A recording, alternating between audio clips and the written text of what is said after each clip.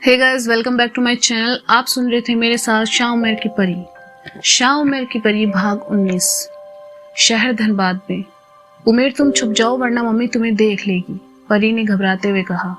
परी तुम दरवाजा खोलो, कुछ नहीं होगा, तुम्हारे सिवा मुझे कोई नहीं देख सकता। उमेर कहता है तो परी कमरे का दरवाजा खोल देती है। क्या हुआ मम्मी? परी ने कहा। बेटा आधी रात को तुम किससे बात कर रही हो? काफी देर से तुम्हारी बातें करने की आवाज आ रही है। नादिया जी ने कहा। बात नहीं तो मम्मी, मैं तो किसी से भी बात नहीं कर रही थी। आपको गलतफहमी हुई है, आपने सपना तो नहीं देखा कोई? परी अटकते हुए कहती है। अच्छा, और ये खिड़की क्यों खुली रखी है तुमने? बाहर इतनी तेज बारिश हो रही है। नादिया जी कहते हुए परी के कमरे की खिड़की बंद करने चली जाती है। डर से परी के हलक सूखने लगते हैं, मगर उमेर आराम से परी के बेड पर टेक लगाए बैठा मुस्कुरा रहा होता है।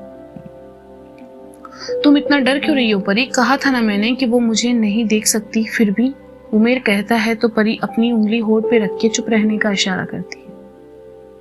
मम्मी आज ये अचानक बारिश क्यों होने लगी? परी ने पूछा। अरे बेटा, मौसम कब बदल जाए कहाँ नहीं जा सकता। चलो ठीक है परी बेटा, मैं सोने जा रही हूँ, तुम भी अच्छे से रूम लॉक करके सो जाओ, नादिया जी कहते हुए चली जाती है। परी उनके जाते ही फौरन रूम लॉक करके उमेर के पास आकर बैठ जाती है और कहती है। ऐसा कैसे हो सकता है कि तुम सिर्फ मुझे दिख सकते हो और मम्मी और बाकी लोगों को नहीं? क्योंकि मैं नहीं चाहता वो मुझे देखे, इसलिए मैं उन्हें नहीं दिख रहा हूँ, उमेर ने कहा। क्यों? परी ने सवाल किया। उफ परी, क्योंकि मैं जिन हूँ और मेरे पास कुछ जादुई ताकतें हैं जिससे मैं जब चाहूं तब किसी के सामने हाजिर हो सकता हूँ और नहीं भी। अब समझी या नहीं? पर क्या मेरा मतलब अब तुम ऐसे ही हर वक्त मेरे साथ रहोगे? नहीं, हर वक्त तो नहीं रह सकता, मगर अगर तुम चाहो तो रह सकता हूँ, उमेर ने कहा। नहीं नहीं, मैं ऐसा कुछ नहीं चाहती, वैसे भी मुझे ज्यादातर वक्त अकेले ही पसंद है, परी ने कहा। अकेले रहना पसंद है? मगर क्यों? उमेर भौहें चढ़ाते हुए कहता है। क्योंकि जब हम तन्हा होते हैं तो हम दुनिया के सबसे अच्छे इंसान से मिलते हैं, जो कि हम खुद होते हैं। तन्हाई का वक्त खुद से मिलने का सबसे बेहतरीन लम्हा होता है, जिसमें हम सुकून से बैठकर खुद को ढेरों बातें और मशवरे कर लेते हैं। उमेर, मेरा मानो हमें खुदा से बेहतर मशवरा कोई नहीं दे सकता। दुनिया की भीड़ भाड़ में हम खुद को वक्त दे ही नहीं पाते, इस तरह हम धीरे धीरे खुद को खोते जाते हैं। बस इसीलिए मुझे खुद को खोना नहीं है, परी कमरे में टहलते हुए एक सांस में कह डालती है। उमेर आंखें फाड़े उसकी बातें गौर से सुन रहा होता है। मुझे तन्हा रहना बिल्कुल भी पसंद नहीं, मैं बेचैन हो जाता हूँ अकेले में, उमेर ने कहा। होता है, सब एक जैसे नहीं होते। अभी तो मैं ज्यादा तुम्हारे बारे में जानती भी नहीं, सिवाय तुम्हारे नाम और इस बात के कि तुम एक जिन हो जिससे मुझे डरना चाहिए, पर मैं आराम से सामने खड़े होकर बात कर रही हूँ तुमसे, परी ने कहा। परी, जिन भी इंसानों की तरह अच्छे और बुरे दोनों होते हैं। अब यह तुम्हें समझाना होगा कि मैं अच्छा हूँ या बुरा। ठीक है, अब तुम सो जाओ, मैं जाता हूँ, सुबह होने वाली है, उमेर ने कहा। कहाँ जाओगे? परी ने कहा। अरे बाबा, अपने घर। और कहाँ? उमेर ने कहा। सुबह होने पर चले जाना, अभी इतनी जल्दी क्यों है तुम्हें? परी ने कहा।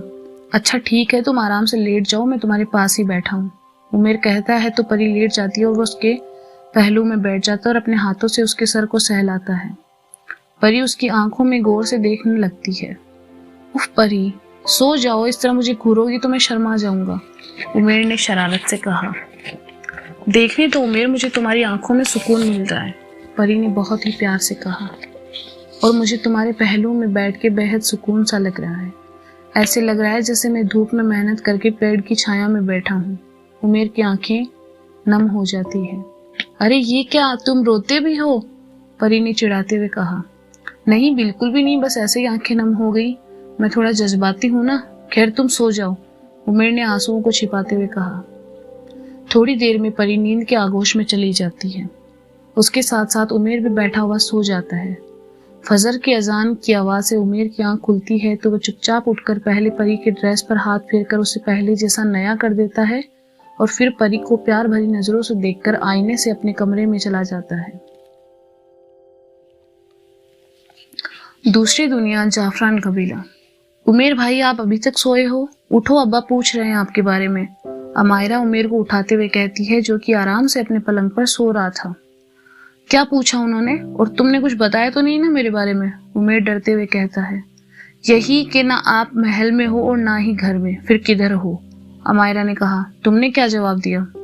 उमेर थोड़ा घबराते हुए पूछता है। आप परेशान ना हो, मैंने कह दिया कि आप महल की तरफ ही होंगे, अमायरा ने कहा। चलो कम से कम जान बची। तुम्हारा बहुत बहुत शुक्रिया मेरी प्यारी बहन, मुझे हमेशा बचाने के लिए, उमेर अमायरा के गाल खींचते हुए कहता है। तब भाई कैसी रही पहली मुलाकात आपकी परी से? कुछ बात आगे बढ़ी आप दोनों की? अमायरा ने पूछा। क्या बताऊं मैं तुझे, उमेर ने थोड़ा सा मुंह बनाते हुए कहा। उमेर भाई सब ठीक तो रहा ना? अमायरा सवालिया नजरों से देखते हुए कहती है। चलो बता ही देता हूँ, वो भी मुझे उसी तरह चाहती है जैसे कि मैं उसे चाहता हूँ, मगर वो अंदर से परेशान है, फैसला नहीं ले पा रही है, हाँ बोले या ना। मगर मोहब्बत तो उसे भी है और वो एक दिन जरूर आकर इजहार करेगी, यकीन है मुझे, उमेर ने कहा। ये तो बहुत ही अच्छी बात है उमेर भाई, अब बस अमायरा आप ही को भी कोई मिल जाए, फिर हम तीनों एक साथ शादी करेंगे, नफीसा ने खुश मिजाजी से कहा। नफीसा बड़ी ही बेशर्म है तू, कल बेशर्म की तरह अपने इश्क के अफसाने सुना रही थी और आज तुझे शादी करनी है, अमायरा ने उसे डांटते हुए कहा। आप ही इसमें बेशर्मी कैसी? अब हमने मोहब्बत की है तो उसे अंजाम तक पहुंचना है ना, क्या कहते हो उमेर भाई? सही तो कह रही है, अब अम्मी तो है नहीं जो हमारी फिक्र करेगी, एक अब्बा है जो दिन रात महल की खिदमत में लगे रहते हैं, तो बचे हम खुद, तो हमें ही एक दूसरे के बारे में सोचना होगा। वैसे भी दिल पर किसका जोर है, उमेर ने कहा। मगर उमेर भाई साहब, मोहब्बत का मतलब पाना नहीं, कभी कभी किसी को खोकर उसे मोहब्बत जताना भी प्यार होता है। मोहब्बत एक पाक जज्बात है, रूह से रूह का रिश्ता उमेर भाई, अमायरा भरे मन से कहती है। आप ये क्या कह रही है? आप कब से मोहब्बत के जज्बातों को समझने लगी? नफीसा ने पूछा। क्यों नहीं कह सकती मैं, अमायरा ने कहा, क्योंकि बिना मोहब्बत किए कोई भी इसकी गहराई नहीं समझ सकता अमायरा, और मैंने पहली बार तुम्हारे मुंह से ऐसी बात सुनी है, उमेर कहता है। मैं आती हूँ नाश्ता लेकर, सब साथ में खाएंगे, अमायरा उदास होकर कहती हुई जाने लगती है तो उमेर उसका हाथ पकड़कर रोक लेता है और कहता है। रुको, पहले ये बताओ कि हम दोनों से क्या छुपा रही हो?